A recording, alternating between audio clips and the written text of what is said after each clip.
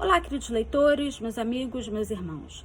Eu sou Mônica de Castro e, como sempre, vamos iniciar agradecendo a Deus por mais esse dia. Outro dia a gente estava falando sobre preconceitos, sobre discriminação.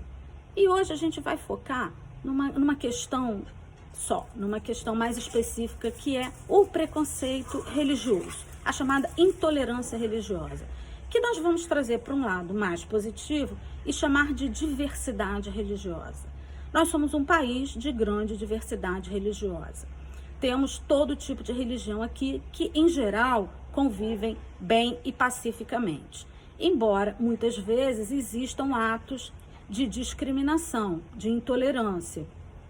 Pessoas que não aceitam o seu próximo porque seguem outra religião, muitas vezes pessoas que perdem entrevistas de emprego porque são de outra religião, pessoas até que são mandadas embora de seus trabalhos, principalmente trabalho doméstico, quando o patrão descobre que o empregado segue uma outra religião, que eu já vi casos assim, bota na rua.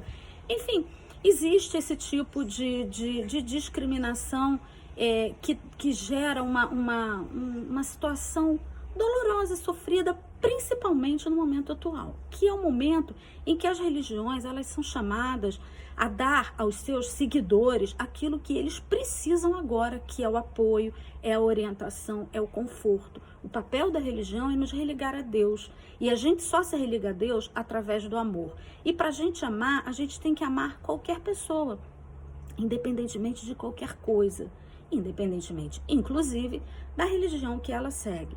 Porque Deus mesmo não criou religião nenhuma. Isso foi uma criação nossa, do ser humano, de acordo com seus interesses, de acordo com a sua localização geográfica, de acordo com vários fatores. Cada um criou sua religião.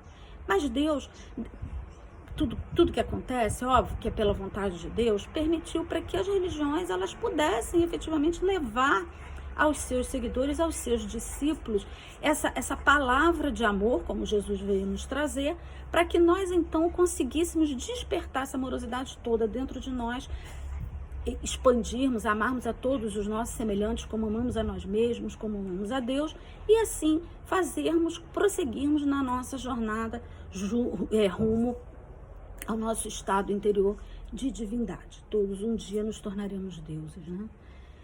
Bom, mas enfim, e aí a gente voltando para a intolerância religiosa, a gente pensa o seguinte, vamos focar na religião que a gente segue, a maioria daqueles que me seguem adota, que é o espiritismo. Dentro do espiritismo existe também essa segregação. Então existem os espíritas mais ortodoxos que não aceitam, digamos assim, aqueles que têm uma linguagem mais espiritualista, aqueles que procuram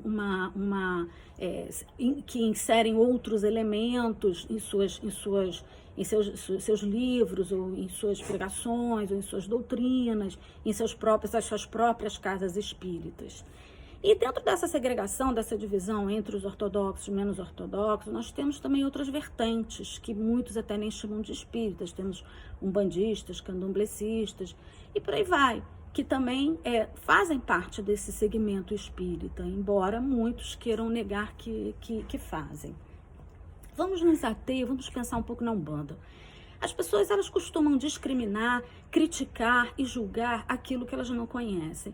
Então eu tenho ouvido muitas pessoas dizerem que a Umbanda é religião de ignorante, que é uma sub-religião, ou que não é religião, ou que as entidades da Umbanda são entidades menos evoluídas.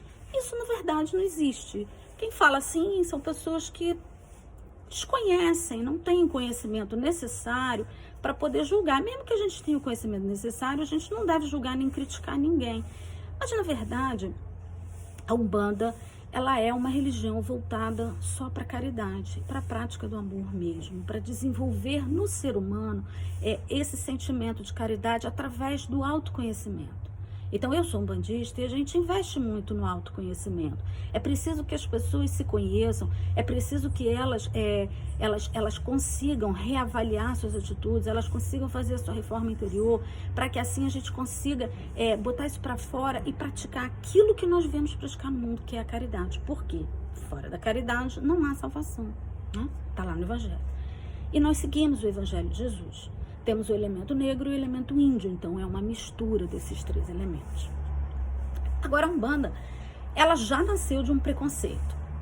Então, ela sofre algo que já está inserido nela desde o seu nascedor. Eu vou contar brevemente como foi que ela surgiu. Ela surgiu lá em 1908, em Niterói, aqui no Rio, através de um médium chamado Zélio de Moraes, que na época tinha 17 anos. Zélio de Moraes, ele tinha uma doença que ninguém entendia, que causava uma paralisia.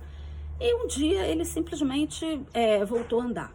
E todo mundo ficou muito surpreso, tal, ninguém entendeu o que aconteceu. Enfim, alguns parentes, alguns amigos, não me lembro,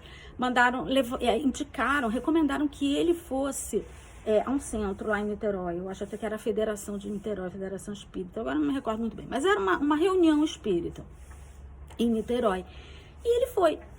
E quando chegou lá, primeiro ele teve uma história de uma flor, ele disse que estava faltando, aqui está faltando uma flor. Aí ele saiu, buscou uma flor, colocou na mesa, e aí começaram a se manifestar vários espíritos de caboclos, de pretos velhos, e os dirigentes, então eles começaram a despachar aqueles espíritos, porque diziam que eles eram menos evoluídos, então não queriam aceitá-los ali.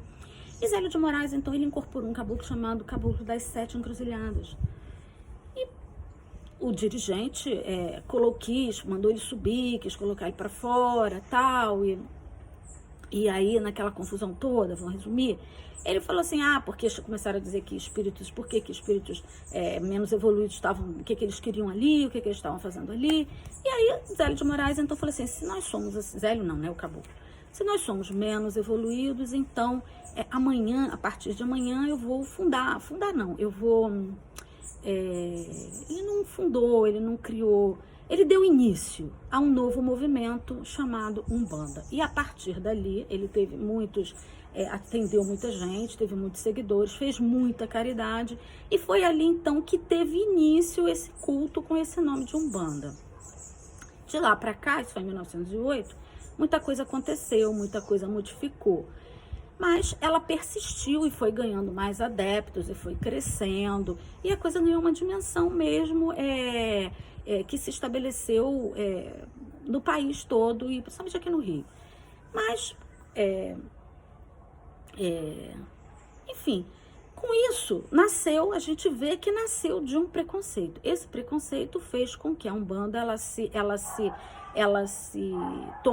seguisse um caminho próprio, religioso, e ali estabelecesse os seus cultos. A Umbanda, ela é uma religião ritualística. Então, através de cultos do ritual, nós fazemos as nossas orações, prestamos a nossa caridade. Trabalhamos com elementos materiais, com muitas ervas, flores, pedras, com muita luz, muita vela. Esses são os elementos que nós utilizamos em geral, né? E isso tudo para quê? É voltado para a prática da caridade. Então, uma coisa que na Umbanda é muito, muito bonito é que a Umbanda, ela tem tudo menos a discriminação. A Umbanda não é discriminatória. Nós aceitamos qualquer tipo de pessoa e nós não perguntamos a essa pessoa o que ela faz da sua vida. Qual é o caminho que ela escolheu para a sua vida. Nós não perguntamos isso. Nós não fazemos nenhum tipo de discriminação ou de diferenciação entre as pessoas, porque elas são brancas ou negras, ou ricas ou pobres, ou hétero, ou homossexuais. A gente não tem nenhum tipo de preconceito, porque nós nos vestimos todos de branco, porque o branco nos iguala na paz e nos torna iguais mesmo, como nós somos e como nós devemos ser. Então, nós não temos esse tipo de discriminação. É uma religião que tem os seus fundamentos próprios. Nós estudamos, nós temos como base na nossa casa espírita a doutrina de Kardec. Seguimos a doutrina de Kardec. Embora nós tenhamos uma mente um pouco aberta e nós incorporemos aos nossos trabalhos qualquer outro tipo de doutrina, filosofia ou ensinamento que seja útil. Então nós temos nós temos um segmento muito grande. Nós temos trabalhos doutrinários. Toda semana temos trabalhos doutrinários, temos trabalhos de tratamento espiritual, com tratamento de homeopatia, com reiki, com cristal, com aromaterapia, temos astrólogos, temos várias coisas que temos apometria, temos várias coisas na nossa casa que são voltadas, e temos os trabalhos de Umbanda, que são voltados para o crescimento do ser humano. Então, por que eu estou falando tudo isso? Porque eu acho que chegou o momento da gente começar a desmistificar determinados conceitos errados que a gente tem. E porque exatamente eles são errados e a gente não conhece, a gente cai em algo muito sério, que é a crítica e o julgamento. E nós começamos a falar mal ou a rejeitar aquilo que a gente não conhece. E que, por ouvir dizer, nós fazemos uma ideia de que é uma coisa ruim. Nada é ruim se visa o bem-estar do ser humano, se visa disseminar a amorosidade, se visa ajudar o seu próximo. Não pode ser ruim. Uma religião que prega o amor, seja ela qual for, não pode ser ruim. É uma questão de raciocinar, a gente é inteligente. Então vamos raciocinar. É o preconceito por quê? Porque tem incorporação de caboclos, de pretos velhos. Essas mesmas entidades, denominadas caboclos, pretos velhos e exus, eles podem simplesmente vir numa mesa doutrinária como um grande médico, um grande mestre. E ninguém sabe, gente, não teve uma vida só, nós tivemos várias vidas. Então, quem leu Jurema das Matas, por exemplo, vai entender muito bem isso que eu estou falando, porque Jurema é uma entidade que trabalha na Umbanda, e ela narra, no livro, ela narra as últimas 4 encarnações dela, que fizeram com que ela, hoje, ingressasse numa falange de caboclos de Umbanda para trabalhar em favor da caridade. E ela foi contemporânea de Zélio de Moraes, viveu a última encarnação dela, foi naquela época.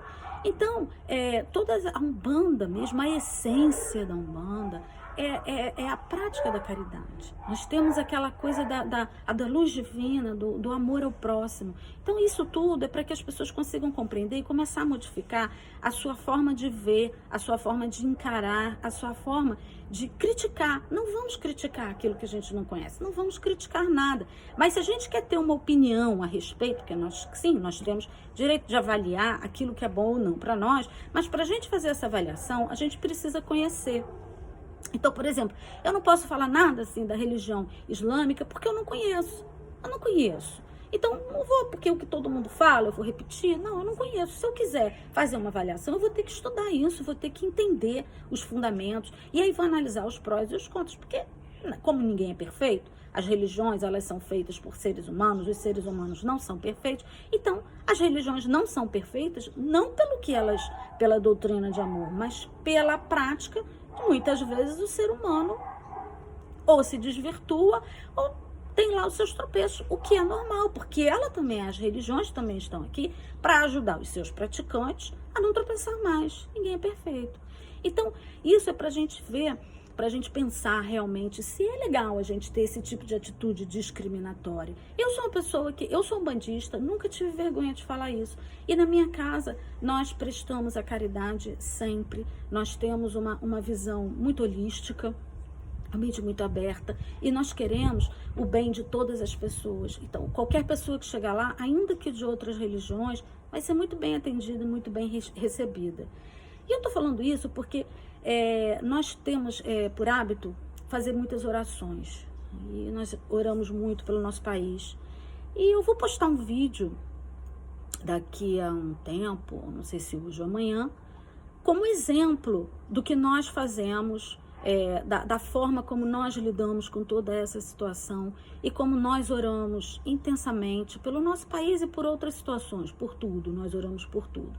Então isso é para que as pessoas conheçam, elas possam conhecer o nosso trabalho e assim fazer uma autoavaliação, uma reavaliação de todos esses conceitos e preconceitos, e que levem isso não apenas, que tenham esse olhar não apenas com relação à Umbanda, mas com relação a todas as religiões, porque assim como nós na Umbanda trabalhamos em prol da caridade, do amor ao próximo, as outras religiões fazem a mesma coisa.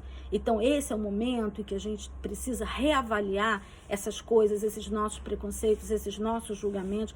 Esse é o momento em que a gente tem que se unir, não é verdade? Então, se a gente vai se unir, a gente estende a mão e segura a mão de quem está do nosso lado, e a gente não precisa olhar para ver quem é. A gente simplesmente segura e caminha junto. Então, esse é um exemplo. Eu estou trazendo a Umbanda como um exemplo de que as religiões, elas são importantes para o nosso crescimento e elas são necessárias para que a gente consiga se manter dentro do caminho da espiritualidade e que a gente consiga aprender a ser cada vez melhor. Esse é o papel das religiões. Então, que a gente consiga pegar a Umbanda como exemplo e levar esse exemplo para todas as religiões que fazem parte do nosso planeta, do nosso país, principalmente. Nós temos cultos ecumênicos aqui, essa é uma coisa bem legal, é uma coisa bem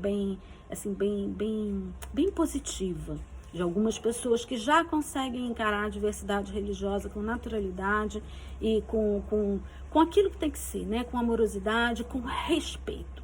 Essa é a palavra fundamental, é o respeito. Vamos respeitar a diversidade religiosa, vamos escolher uma se nós quisermos, também se não quisermos não somos obrigados a escolher nada, nós temos que ser pessoas boas, independentemente de termos ou não religião.